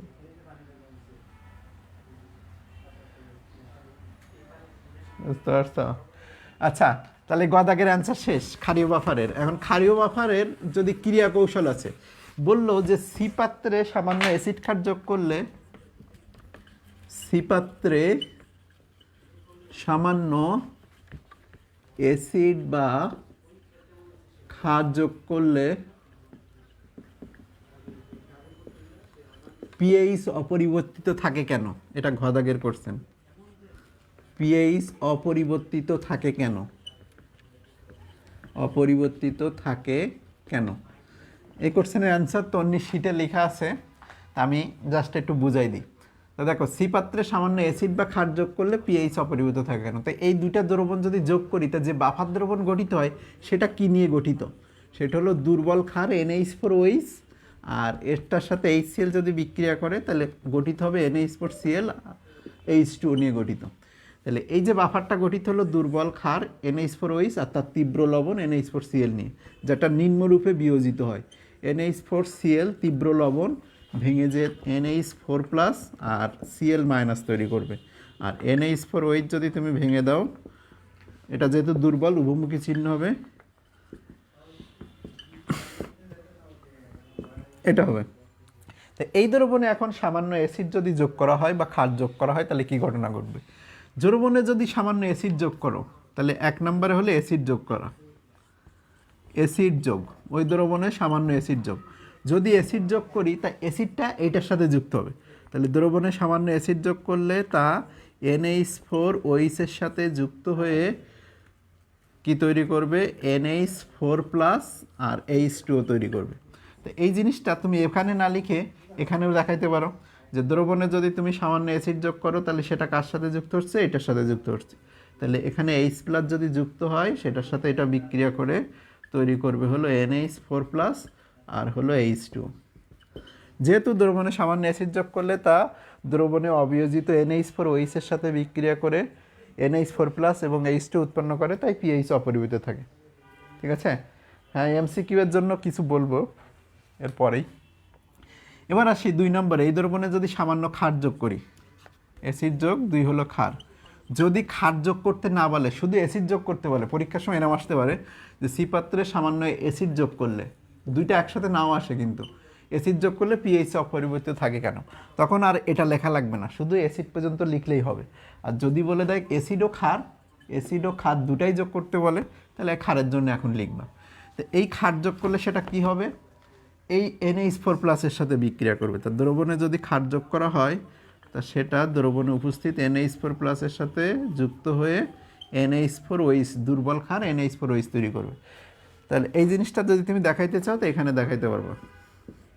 এখানে যদি তুমি OH আয়ন যোগ করো তা সেটা এটার সাথে বিক্রিয়া করে NH4OH তৈরি করবে। যেহেতু NH4OH একটি দুর্বল ক্ষার, তো এটা বিয়োজিত হয় না বলে pH অপরিবর্তিত থাকে। যদি বাফার দ্রবণের ক্রিয়া কৌশল অম্লীয় বাফার ক্ষারীয় বাফারের জন্য দেখালাম। এখন আসি এটার যদি pH বের করতে বলে ঘ দাগে, যে সি পাত্রের pH বের করো। ঘ দাগে এখন বললো সি পাত্রের pH, এটা মুছে দিলাম। পরের কোশ্চেন বলল যে ঘ দাগের কোশ্চেন সি পাত্রের pH, সি পাত্রের pH, ঠিক আছে। তাহলে সি পাত্রের pH বের করি। সি পাত্রের pH বের করা মানে এই অ্যাসিড আর এই ক্ষারটা যদি যোগ করা হয় তাহলে NH4OH আর এর সাথে HCl যদি যুক্ত হয় তাহলে NH4Cl লবণ আর H2O। তো বাফার দ্রবণের সূত্র আমরা আগেই জানি যে ক্ষারীয় বাফারের সূত্র কি, POH সমান PKB মাইনাস লগ না হয় প্লাস লগ, এখানে হলো লবণ ভাগ ক্ষার। তাহলে এই যে লাগবে লবণ, তো এই লবণের পরিমাণটা আমাদের HCl থেকে। এখানে মনে রাখবা যে ক্ষারীয় বাফারের ক্ষেত্রে যেটা HCl এর মান সেটাই লবণের মান হয়ে যায়। কিভাবে হয় দেখো, এখানে এটা কত আছে 10, কেন 10 বসাচ্ছি, কারণ দুইটা ঘনমাত্রা সেম আছে আর আয়তনটা হলো ভিন্ন। তাহলে এটা হলো প্রাথমিক অবস্থায়,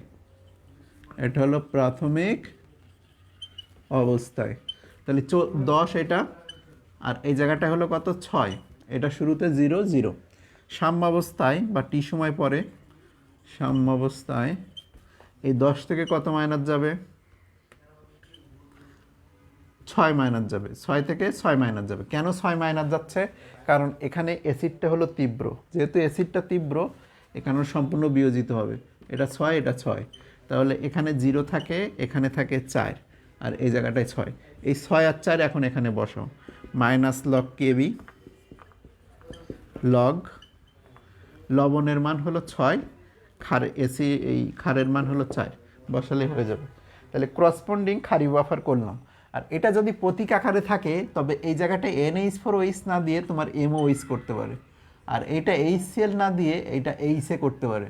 আর যদি HA লেখা থাকে তবে এখানে মাইন্ড ইট, এই জায়গাটায় লিখে দিবে যে এটা তীব্র অ্যাসিড বা 100% বিয়োজিত, বুঝতে পারছো? এই কথা কিন্তু লিখে দিবে তারা, 100% বিয়োজিত, যে এটা তীব্র বোঝানোর জন্য, যে এই সেটা একটা তীব্র, এটা বোঝানোর জন্য 100% বলে দিবে তীব্র।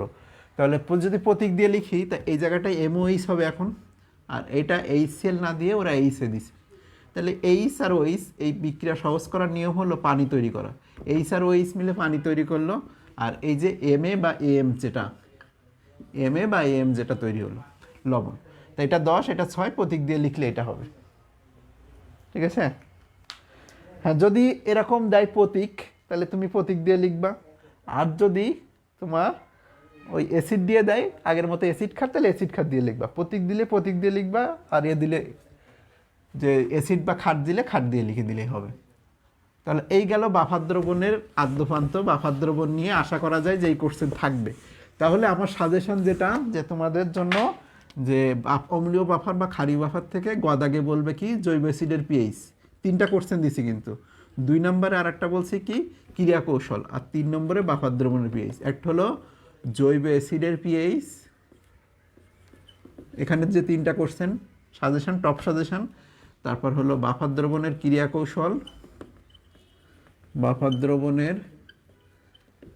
কৌশল, আর 3 নম্বর কোশ্চেন হলো কি বাফার দ্রবণের pH।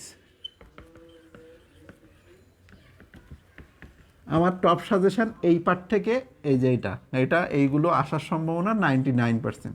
এখন বাকি 1% ক্ষেত্রে এই কোশ্চেন যদি ঘুরাই দেয় তা সেটার জন্য আমরা একটু প্রিপেয়ার্ড হই, যে এই টাইপটা আমরা আশা করতেছি যে এখান থেকে একটা অ্যান্সার দিব, আমরা আশা করতেছি যে একটা অ্যান্সার এটা দিবই। যারা অ্যান্সার দিবা তাদের জন্য, ঠিক আছে, যে এই পার্টে আমি অ্যান্সার দিবই। তো এর বাইরে যদি দুই একটা কোশ্চেন দেখি যে বাফার দ্রবণ হবে কি না। একজন বলছিল সিলেট বোর্ডের কোশ্চেন, তো ওইটা একটু দেখব। আর একটা দেখব এটা 2018 সালে একটা কোশ্চেন দেখো, সমন্বিত বোর্ড। দুইটা কোশ্চেন করে দেবো, একটা সিলেট বোর্ড, একটা হলো সমন্বিত বোর্ড। দুইটা কোশ্চেন একটু সমাধান দেখাই দিই, যেটা একটু ভিন্ন ছিল, মানে একটু ট্রিক খাটাইছিল। এটা ছিল CH3COH, এটা 5 ml দিছিল তারা, 0.25 m, 0.25 m। আর এটা ছিল KOH, এটা 15 ml, 0.25 m, 0.25 m। আর এপার সে সিপাত্র, এটা সিপাত্র দিয়ে A+B করা আছে, সিপাত্র দিয়ে A+B, এটা A, এটা B। গদাগের কোশ্চেনে কোনো ঝামেলা নাই, কে এর মান এখানে কিন্তু আগের মতোই দিয়ে দিয়েছে 1.8 × 10⁻⁵। তোমার গদাগের কোশ্চেনে বলছে কি এ পাত্রের পিএইচ, যেটা আমরা পারি সবাই, এখানে কোনো ঝামেলা করে নাই। ঘদাগে যে বলছে যে সি পাত্রের পিএইচ, সি পাত্রে সামান্য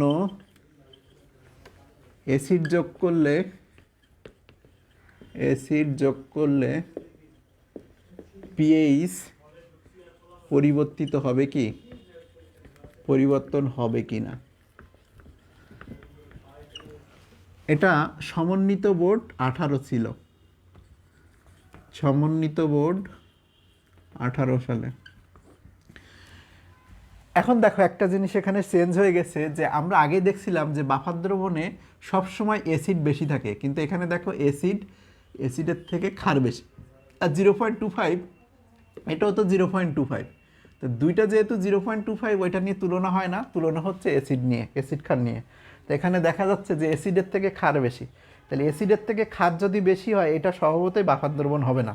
আর যদি বাফার দ্রবণ না হয়, তাহলে এই ঘদাগ বাফার দ্রবণের ক্রিয়াকৌশল নয়, এটা কিন্তু ক্রিয়াকৌশলের কোশ্চেনের বাইরে চলে গেছে। যদিও কোশ্চেনটা দেখতে ক্রিয়াকৌশল একদম, যে সি পাত্রে সামান্য অ্যাসিড যোগ করলে পিএইচ পরিবর্তন হবে কিনা, দেখে মনে হচ্ছে যে এটা বাফার দ্রবণের ক্রিয়াকৌশল। কখন এটা আমরা বাফার দ্রবণের ক্রিয়াকৌশল ভাবতে পারতাম, যদি এটা বাফার দ্রবণ হইতো, কিন্তু এটা দেখা যাচ্ছে এটা বাফার দ্রবণ হচ্ছে না। তো যদি এরকম কোশ্চেন চলে আসে, তাহলে আমরা কি কাজ করে অ্যান্সার দিব। গদাগের তো অ্যান্সার সবাই পারবা। এই যে প্রথমে কি করবা, ওই যে পিএইচ একবারে যদি লিখি -log√k × c, আগে সেই ম্যাথ, অথবা ভেঙে দিলে প্রথমে আলফার মান, তারপরে H+ এর মান, আলফা সমান √k/c, H+ সমান α/c, পিএইচ বের করা। তা দেখ শেষ, আমরা ঘদাগেরটা দেখি। তা ঘদাগেরটা আমরা দেখব যে এটা আগে বাফার দ্রবণ হয় কিনা। যদি বাফার দ্রবণ না হয়, তাহলে কিভাবে করব। তা এটা ক্রিয়াকৌশল নয়, আগে থেকেই বললাম, কারণ যেটা বাফার দ্রবণ হচ্ছে না। কেন হচ্ছে না দেখো, তাহলে এখানে যে অ্যাসিডটা সেটা হলো CH3COH, এটার সাথে বিক্রিয়া করে হলো KOH, বিক্রিয়া করে তৈরি করলো CH3COO, না এটা কে, আর একটা হলো H2O। এখন এইটার পরিমাণ প্রারম্ভিক অবস্থায় এখানে লিখতে পারো প্রাথমিক অবস্থায় এটা 5, এটা 15, এটা 0, এটা 0। সাম্য অবস্থায় কি হবে। আর এই ক্ষার তো সম্পূর্ণ বিয়োজিত হয়। এখন সম্পূর্ণ বিয়োজিত কি হবে, কারণ এখানে দেখো সম্পূর্ণ বিয়োজিত হওয়ার প্রয়োজন নাই, যতটুকু প্রয়োজন ততটুকু নিতে হবে। তো এই 5 থেকে এখন 5 মাইনাস যাবে, কারণ কি এখানে আর অতিরিক্ত অ্যাসিড নাই। তাহলে ওখান থেকে যদি 5 মাইনাস যায়, তা স্বভাবতই এখান থেকে মাত্র 5 মাইনাস করতে হবে। তাহলে এখানে পড়ে থাকবে কতটুকু, 0, আর এখানে পড়ে থাকবে কতটুকু, 10। তাহলে এটা হলো 10 ml পড়ে থাকবে, আর এই জায়গাটায় উৎপন্ন হবে 5। ঠিক আছে, 5 লিখলেই হয়, আর লেখার দরকার নেই। এই যে 10 ml আছে, এই 10 ml এর ঘনমাত্রা 0.25 m, অর্থাৎ এই দ্রবণে 0.25 m KOH অবশিষ্ট থাকবে। তাহলে পরের লাইনে তোমার এটা লিখে দিতে হবে যে দ্রবণে KOH অবশিষ্ট থেকে যাবে সমান 15 - 5 এত ml। এটা কত ঘনমাত্রা? 0. ওটা ঘনমাত্রাটা লেখার দরকার নাই। 15 কত হলো? 10 ml।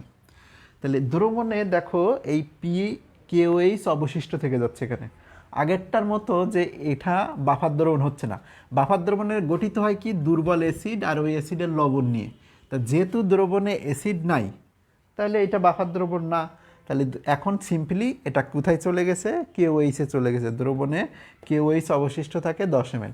এখন এই 10 ml এর ঘনমাত্রাটা কিন্তু 0.25।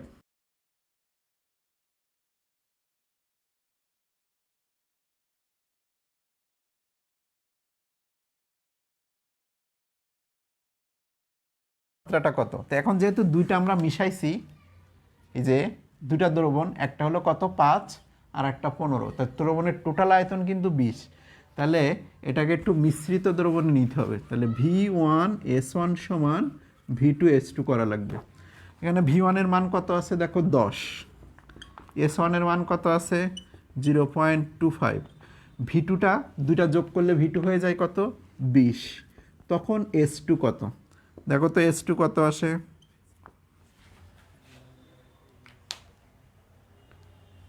ভিডিও আটকে যাচ্ছে?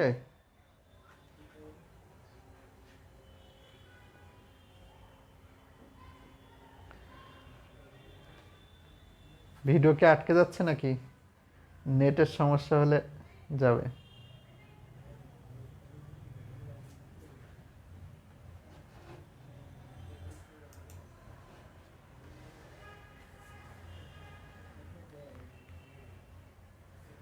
এখন কি ঠিক হয়েছে? আমার এখানে তো চলে, আমিও তো লাইভ দেখতেছি।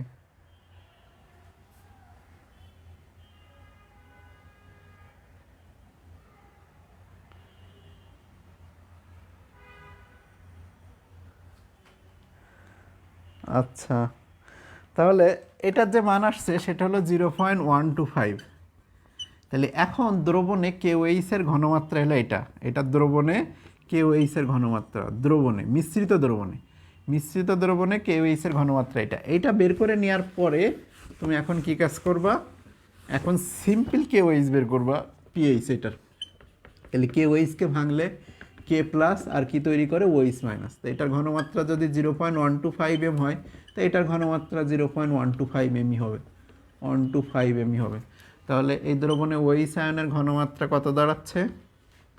0.125। তাহলে POH সমান মাইনাস লগ অফ OH। এখানে মান বসাও, মাইনাস লগ 0.125। এরপরে পিএইচ বের করবো এই দ্রবণের। তো পিএইচ সমান কত? 14 থেকে বাদ। পিএইচ সমান কি? 14। এখানে বের করো আগে পিওএইচ। 14 মাইনাস পিএইচ করো, পিওএইচ করো। এটা কেন এই কাজ করছি? কারণ এটা বাফার দ্রবণ না। এটা সম্পূর্ণ দেখো বাফার দ্রবণ না। কেন বাফার দ্রবণ না? কারণ দ্রবণে অ্যাসিডের নাই। যদি অ্যাসিড 0 হয়ে যায় তবে ওই দ্রবণ কখনো বাফার দ্রবণ হয় না। আর যদি দ্রবণ বাফার দ্রবণ না হয়, আমরা সিম্পলি এই নিয়মে পিএইচ বের করতে হবে। যদি বাফার দ্রবণ না আসে তাহলে এই নিয়মে পিএইচ বের করবো। এখন যেহেতু দ্রবণটা বাফার দ্রবণ হয় নাই, পিএইচটা কত আসছে? এখানে পিএইচ কত আসছে দেখো তো, 14 থেকে বাদ দিলে। নেট সমস্যা?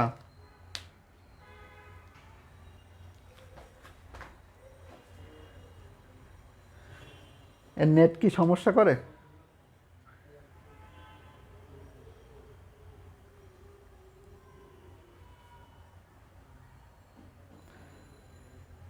আমি তো লাইভ দেখতেছি, আমার সমস্যা হচ্ছে না। তোমাদের ওইখানে নেটের সমস্যা হয়েছে দেখো। 13.0609। তাহলে এখানে হয়েছে কত? 13 এই পিএইচের মান আসছে 13.06। তাহলে এই দ্রবণের পিএইচ যেটা আসছে এখানে সেটা হলো 13.06 বা 09, কত? 13.09। আচ্ছা, 13.09। তাহলে অ্যান্সার বলবা কি করে? অ্যান্সারটা লিখবা, যেহেতু দ্রবণটি বাফার দ্রবণ নয়, সুতরাং সামান্য অ্যাসিড যোগ করলে পিএইচ কমে যাবে। তাহলে এর অ্যান্সার এই পর্যন্ত আসার পরে লিখবা, যেহেতু দ্রবণটি বাফার দ্রবণ নয়, তাই দ্রবণে সামান্য অ্যাসিড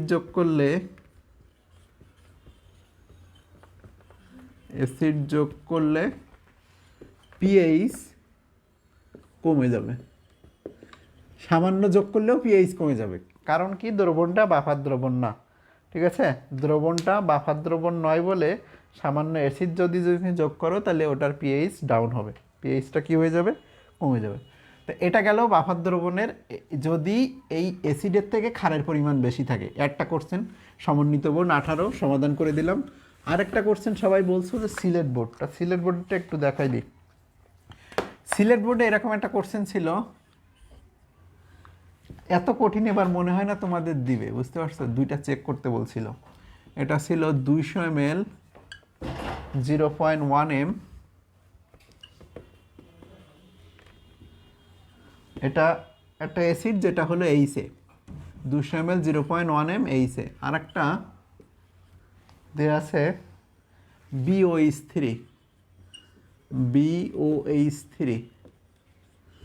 এটা 50 ml 0.1 m। তীব্র ক্ষার বলে লিখে দিছে এটা, যেটা একটা তীব্র ক্ষার, এটা লিখে দিছে তারা তীব্র ক্ষার, এই কথা লিখে দিছে। আর আরেকটা দ্রবণ এখানে দিছে, সেটা HC, এটাও অ্যাসিড, এটা 100 ml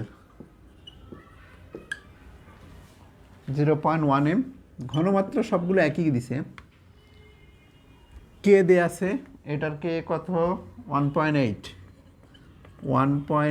ইন্টু 10⁻⁵ না 6, আর এটা 1.7 ইন্টু 10⁻⁷। এটা কি পাত্র, এটা এক্স পাত্র, এটা ওয়াই পাত্র, আর এটা জেড পাত্র।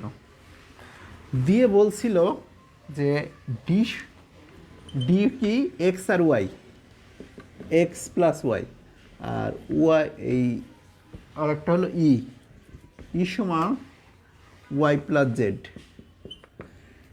দিয়ে বলছে গদাগে এক্স পাত্রের পিএইচ বের করো। এক্স পাত্রের পিএইচ এটা সবাই পারো। ঘদাগে যে বলছে ডিওই মিশ্রণ দুটির মধ্যে, ডিওই মিশ্রণ দুটির মধ্যে কোনটি বাফার, ডিওই মিশ্রণ দুটির মধ্যে কোনটি বাফার, মিশ্রণ দুটির মধ্যে কোনটি বাফার। তো আগে যে আমরা ম্যাথটা করছি ওই নিয়মটা অ্যাপ্লাই করব, ঠিক আছে?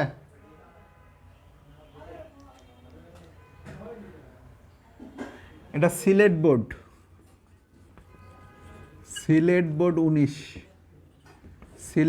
19 সালের কোশ্চেন। তো এখানে দেখো গদাগ তো সবাই পারবা। গদাগে এই যে এই পাত্রের পিএইচ, এই পাত্রের পিএইচ সমান ওই যে এক লাইনে যদি তুমি করো -log√Ka × C, এভাবে দিলেই তোমার ম্যাথ মান চলে আসবে। এ পাত্রের এক্স পাত্রের পিএইচ এটা সবাই পারে। এখন গদাগে কি বলছে সেটাতে যাই। গদাগ সবাই পারবা। এই ডি আর ডি মানে কি, এই যে এক্স আর ওয়াই যদি যোগ করি তা সেটা বাফার হবে কিনা, আর মানে যে ওয়াই আর জেড এই দুইটা যদি যোগ করি তাহলে বাফার দ্রবণ হবে কিনা। তা আমরা চেক করে করে দেখি বাফার দ্রবণ হওয়ার শর্ত কি। বাফার দ্রবণ হওয়ার শর্ত মনে আছে, যে দুর্বল অ্যাসিড আর ওই অ্যাসিডের তীব্র লবণ নিয়ে, দুর্বল অ্যাসিড ও তার লবণ নিয়ে, দুর্বল অ্যাসিড ও তার কি নিয়ে হবে, ও তার লবণ নিয়ে হবে বাফার দ্রবণ। এটা যেন মনে থাকে যে বাফার দ্রবণ হওয়ার শর্ত অ্যাসিড থাকা লাগবে আর তার লবণ থাকা লাগবে। এই যদি থাকে তবে সেটা বাফার হবে। তো এখানে দেখো এইচে আছে, এটার সাথে কার বিক্রিয়া, বিওএইচ।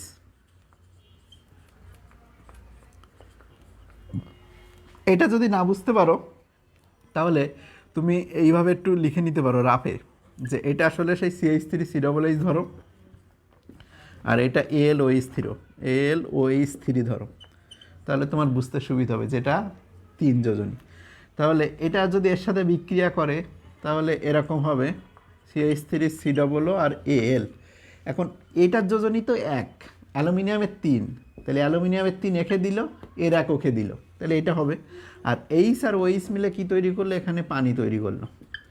সমতা যদি আমরা আসি তাহলে এটা 3 দিছি বলে এখানে একটা 3 আসবে, আর এটা 3 দুগুণে 6, তাহলে এখানে একটা 3 আসবে। আর এখানে যদি এইটা পূরণ করে দাও, এবার এই বিটা বি এর জায়গায় আছে, বি মানে হলো কি এল, আর এর সাথে কে আসবে এ, তাহলে A3 এরকম হবে, অথবা তুমি BA3 লিখতে পারো। আর এখানে তোমার তৈরি হবে H2O। এই বিক্রিয়াটা বোঝাটাই হলো মেন, এখানে 3 আসবে আর এটা 3 হবে। বিক্রিয়া বুঝতে পারছো কিনা, এটা লেখার দরকার নাই, কারণ তুমি এটা করে নিবা, ঠিক আছে। তাহলে এইচের সাথে BOH বিক্রিয়া করলে A3BH2O। এখন কথা হলো এই যে 3 মোলের সাথে বিক্রিয়া করছে, এটা 3 মোলের সাথে, 1 মোলের সাথে কয় মোল, 3 মোল, ঠিক আছে। তাহলে এটা মুছে দিয়ে এটা লেখা দেওয়া যাবে না, কারণ এটা আমাদের প্রতীক। কথা হলো এই জায়গাটায় অ্যাসিড আছে 200, ক্ষার আছে কত 50। তা এইটা যদি 1 মোল হয় তাহলে এইটা কয় মোলের সাথে বিক্রিয়া করবে, 3 মোল।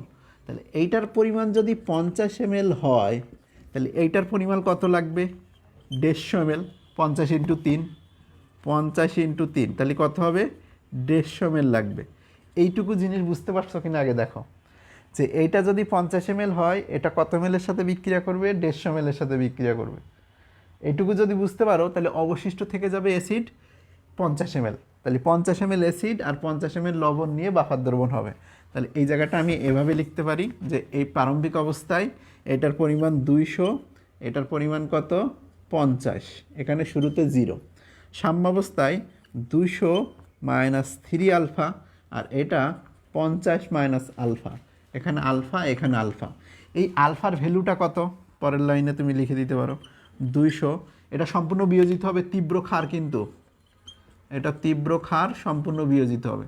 তাহলে এই 50 থেকে 50 বাদ যেয়ে এখানে 0 হবে, আর এখানে 50 থেকে 3 আলফা গুণ, তাহলে 3 × 50, তাহলে এই জায়গাটা অবশিষ্ট থাকবে কত 50, আর এখানে উৎপন্ন হবে আলফা কত 50। তাহলে এই জায়গাটায় লবণের পরিমাণ 50, অ্যাসিডে আসে অবশিষ্ট 50, তাহলে এই ডি অবশ্যই বাফার, এই ডি অবশ্যই কি হবে, বাফার। এখানে কিছু লাইন একটু তোমার লিখতে হবে এক্সট্রা, যে 1 মোলের সাথে 3 মোল বিক্রিয়া করে, যদি লিখে দাও ভালো, আর এভাবে দেখালেও কোনো সমস্যা হবে না। যে এটা 1 মোলের সাথে এটা 3 মোল বিক্রিয়া করে, তাহলে অবশিষ্ট লবণ থাকবে না, এখানে ক্ষার থাকতেছে না, অ্যাসিড থাকে। তা বাফার দ্রবণ গঠিত হয় দুর্বল অ্যাসিড আর তার লবণ নিয়ে। তাহলে এখানে দেখো লবণ পাচ্ছি আমরা, অ্যাসিডও পাচ্ছি, তাহলে এই ডি অবশ্যই একটা বাফার দ্রবণ, ঠিক আছে। এবার আমরা ইটা চেক করব, হ্যাঁ তুমি যদি এই বিক্রিয়া না দেখাই করো তাও হয়, তবে বিক্রিয়াটা দিলে ভালো, বিক্রিয়াটা দিলে ভালো, না দেখালে সমস্যা, দিলে দেওয়া উচিত বিক্রিয়াটা। ইয়ের সাথে আমরা যাই, ইয়ের সাথে যাই। এত কঠিন দেওয়ার কথা না, জাস্ট তোমাদের বলছিল অনেকে যে এই কোশ্চেনটা সমাধান করতে, এই জন্য দিচ্ছি। এত কঠিন দিবে না, আগে যা করছি ওইগুলোই করে গেলেই হবে। তা দেখো ওয়াই আর জেড, তো এখানে ওয়াই হলো কি BOH আগের মতো BOH3, আর এটা হলো HC। তাহলে এইটার সাথে যদি বিক্রিয়া করে তাহলে এই যে সি এর সাথে C3B আসবে, আর তৈরি করবে হলো H2O। সমতা যদি আমরা করি তার আগের মতো এখানে 3 আসবে, এখানে 3 আসবে। তাহলে এটা শুরুতে কত আছে, এটা শুরুতে আছে হলো 100, আর এটা শুরুতে কত আছে 50। এই জায়গার আলফাটা কত হবে পরের লাইনে, 100 - 50 এখানে আলফা, এই জায়গায় যাবে হলো 3 আলফা, আর এখানে উৎপন্ন হবে আলফা, এখানে উৎপন্ন হবে 3 আলফা। কথা হলো এই আলফার ভ্যালু কত হবে, যদি আলফার ভ্যালু আমার 50 নিই তাহলে এখানে দেখো আলফার ভ্যালু যদি তুমি 50 নাও তাহলে 50 থেকে 50 মাইনাস গেল, আর এই জায়গাটায় 100 থেকে কত মাইনাস যাচ্ছে 3 × 50। যে পরিমাণ দেখো এখানে অ্যাসিড নাই, সেই পরিমাণ অ্যাসিড দেখো এখানে নাই, অর্থাৎ এটা বাফার দ্রবণ হবে না। এই যে যেটা আছে এটা বাফার দ্রবণ হবে না। তো এই জায়গাটায় যেহেতু এরকম হয়ে গেছে, এটা একটু লিখে দিলে ভালো হয়। লিখে দিবা কিভাবে, যে 1 মোল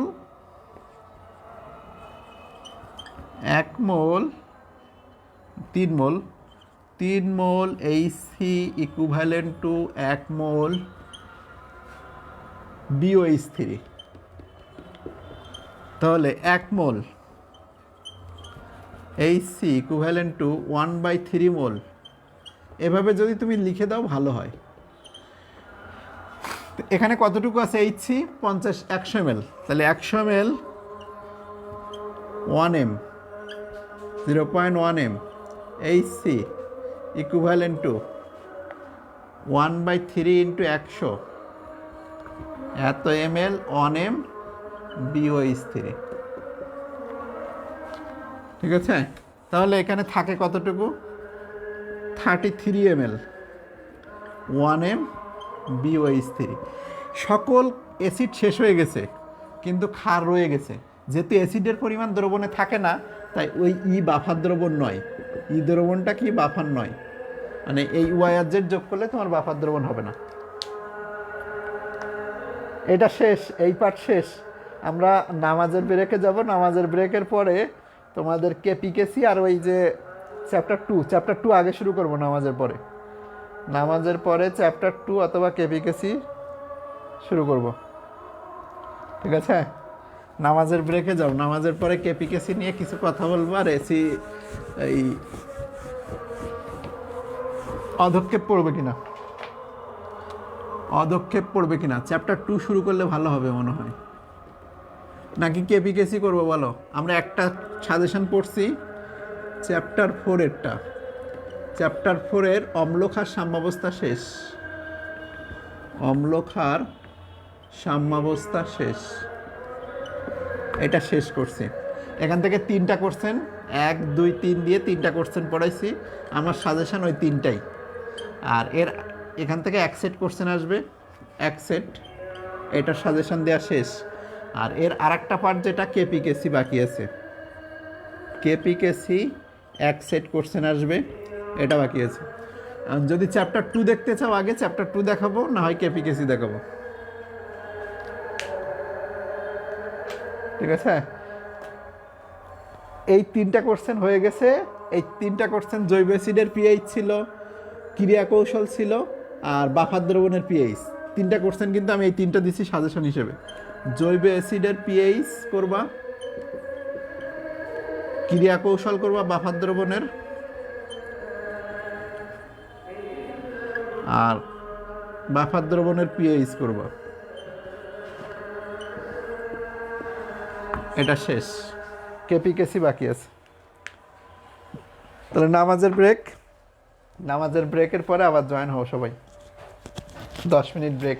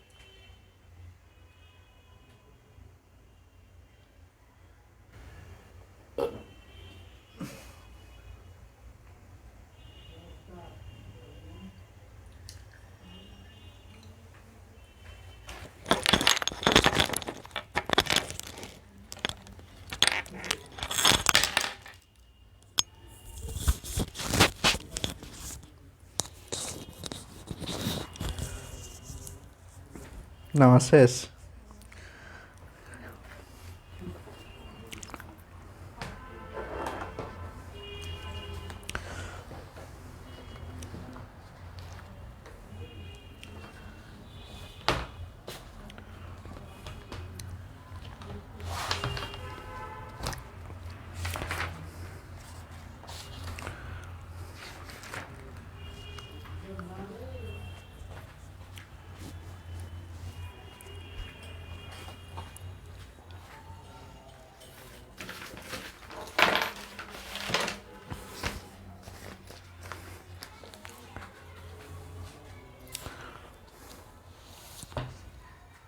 হ্যাঁ, ক্লাস শুরু করব।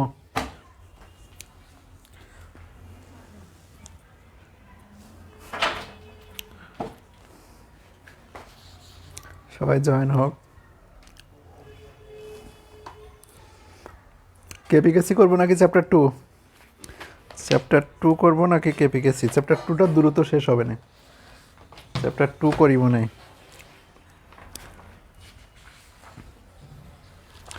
চ্যাপ্টার 2 দ্রুত শেষ করা যাবে।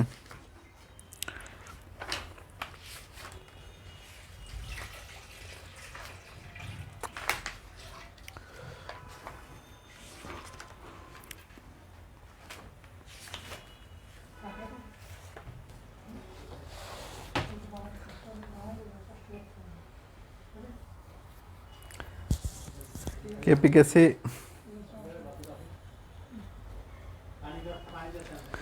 হ্যাঁ কেপিকেসি করা শেষে করাই, আগে আমরা চ্যাপ্টার 2টা করাই। হ্যাঁ, ক্লাস করো, আজ ক্লাস করলেই তোমাদের একবার রিভিশন হয়ে যাবে।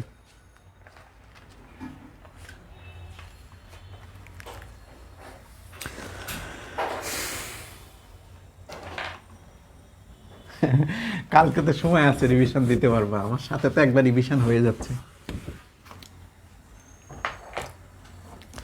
দেখো চ্যাপ্টার 2 দুইটা সাজেশন দিছিলাম। একটা হলো পার্ট পরমাণু, এখান থেকে এক সেট কোশ্চেন অবশ্যই করবে। এক সেট মানে গ ঘ ক খ সব কিছু থাকতে পারে। এই পরমাণু থেকে পড়তে বলছিলাম রাদারফোর্ডের পরমাণু মডেল। রাদারফোর্ড ফুল লিখব না, রাদারফোর্ড ও বোর, এই দুইটা পরমাণু মডেল, এদের তুলনা সীমাবদ্ধতা। রাদারফোর্ড বোর পরমাণু মডেলের তুলনা সীমাবদ্ধতা আর স্বীকার্য, এদের স্বীকার্য তোমাদের এই যে সাজেশান আছে ওইখানে ডিটেলস লেখা আছে, স্বীকার্য, তুলনা আর সীমাবদ্ধতা সম্পূর্ণটাই পড়ে ফেলবা। এরপরে লিখছিলাম যে কোয়ান্টাম সংখ্যা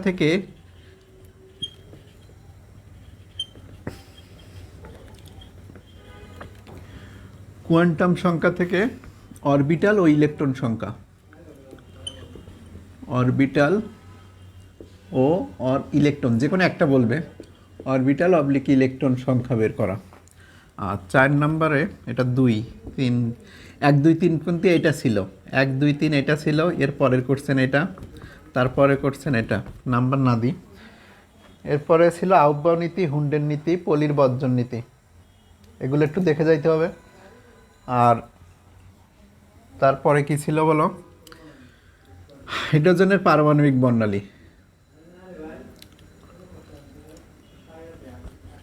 1/λ সমান RH 1/n1 square 1/n2 square. ধাপান্তরের ম্যাথ, এটা কি ধাপান্তরের ম্যাথ। আগে ডিটেলস লিখছিলাম বলে এখন আর ডিটেলস লিখলাম না, তোমরা আগের এটা একটু দেখে নিও। ওইটা 5টা লেখা আছে, রাদারফোর্ডের পরমাণু মডেল ও তার সীমাবদ্ধতা, বোর পরমাণু মডেল ও তার সীমাবদ্ধতা, এই দুইটা মডেলের তুলনা, এইটা ছিল 1 2 3। এরপরে ছিল কোয়ান্টাম সংখ্যা থেকে অরবিটাল ও ইলেকট্রন সংখ্যা বের করা। তা আমার সাজেশন যেটা, যে এইটা থাকবেই ঘ দাগে, আর এই যে কোয়ান্টাম সংখ্যা থেকে অরবিটাল সংখ্যা বের করো, এটা গ দাগে থাকবে। আর এই দুইটা যদি না থাকে তখন বলছিলাম ওই যে আউটবাউ নীতি, হুন্ডের নীতি, পলির বর্জন নীতি, এগুলো তোমাদের গ দাগে আসতে পারে। তো এই হলো সাজেশন, এখান থেকে এক সেট কোশ্চেন থাকবে। তো আমরা শুরুতে এটা 10-15 মিনিটের মধ্যে শেষ হয়ে যাবে, বেশিক্ষণ লাগবে না, কারণ এই ম্যাথ অনেক ডিটেলস তোমাদের করাইছিলাম। ঠিক আছে, তা পরমাণু এই কোয়ান্টাম সংখ্যা থেকে অরবিটাল সংখ্যা, এটা তো সবাই পারবা, তারপরে একটু দেখাই দিই। কোয়ান্টাম সংখ্যা থেকে অরবিটাল সংখ্যা বের করা, আর তারপরে একটা দুইটা ম্যাথ করব।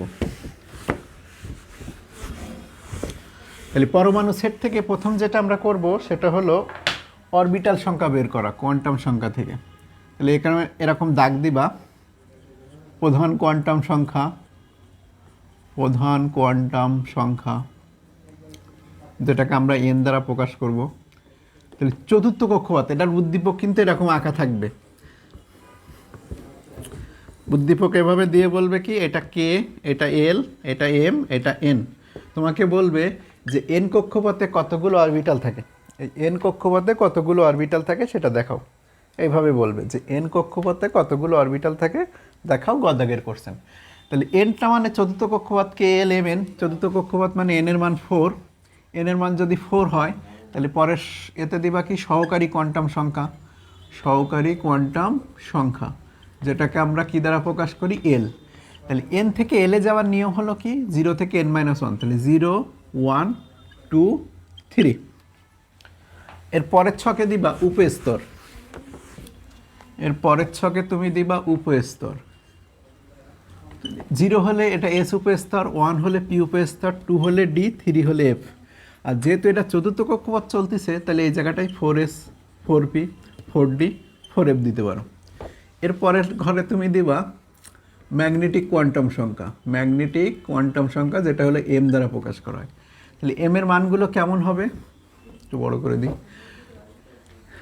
0 হবে এটা, এটা হলে +-1 আর 0, -1 থেকে 0 সহ প্লাস এল পর্যন্ত, এটা +-2 +-1 0, আর এটা হবে +-3 +-2 +-1 আর 0।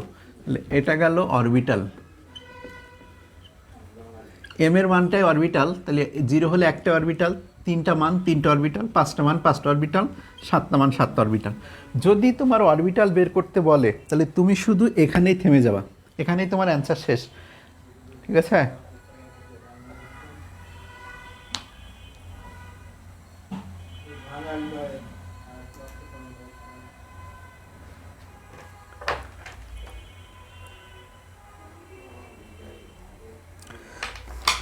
Wait wait wait.